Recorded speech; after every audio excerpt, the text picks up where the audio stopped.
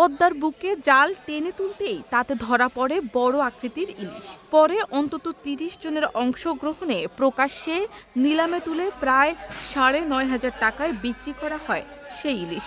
মাছটির ওজন ছিল ২ কেজি ১৮০ গ্রাম। সোমবার বেলা ১১টায় চাঁদপুর শহরের বড় স্টেশন মাছঘাটের একটি আড়তে আড়তদার হাজী সিরাজ চোকদারের গদিতে নিলামে ইলিশটি বিক্রি করা হয়। মাছ কম থাকায় চড়া দামে বিক্রি হচ্ছে মাছ। তবে যোগান বাড়লে দাম কমে যাবে বলে জানান ব্যবসায়ীরা। মাছই কম, এর জন্য দাম বেশি। আর এই উপলক্ষে তো মানুষজন সবাই বাড়িতে আসে, সবাই তো মাছ খাওয়ার চেষ্টা করে, কিন্তু আসলে ওইভাবে তো মাছ নাই। মাছ না থাকার কারণে মাছের দাম বেশি। মাছের আমদানি হইলে আবার মাছের দাম কমে যাবে। গত সপ্তাহে ২৫০০-২৬০০ টাকা ছিল ১ কেজি মাছ, এখন হইল ৩,০৩২ টাকা। এটা কারণ হইল মাছ নাই। গত সপ্তাহে কিছু মাছ ছিল, এই সপ্তাহে মোটেও নেই। হয়তো ঈদের জন্য সবাই মাছ ধরা বন্ধ, বাড়িতে গেছে, যার কারণে মাছের দাম।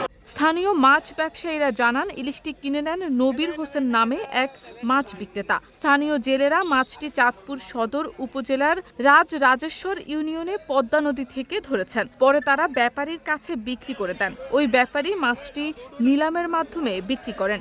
এদিকে মাছটি কিনতে পেরে বেশ উচ্ছ্বাস প্রকাশ করেন নবীর হোসেন। তিনি বলেন, অনেকদিন পর এত বড় ইলিশ কিনেছি।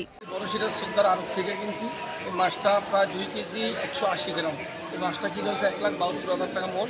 মাছটার দাম আসতেছে ৯,৩৫০ টাকা আসতেছে। তো স্থানীয় যদি কেউ নেয় তো নিবে, আর না হলে টাকা অর্ডার আছে তো অর্ডার দিয়ে দেবে। এদিকে চাঁদপুর বড় স্টেশন মাছঘাট ঘুরে দেখা যায় অধিকাংশ আড়তই ফাঁকা পড়ে আছে। আড়তের পাশে বসে কিছু খুচরা ব্যবসায়ী অল্প কিছু ইলিশ বিক্রির জন্য অপেক্ষা করছেন। অলস সময় কাটাচ্ছেন আড়তের কর্মচারী সহ অন্যান্য মৎস্য শ্রমিকরা। ঘাটে আজ প্রায় ২০০ কেজি ইলিশ সরবরাহ হয়েছে বলে জানান তারা। ব্যবসায়ীরা জানান, বর্তমানে ১ কেজি সাইজের ইলিশ বিক্রি হচ্ছে ৩,০০০ থেকে ৩২০০ টাকায়।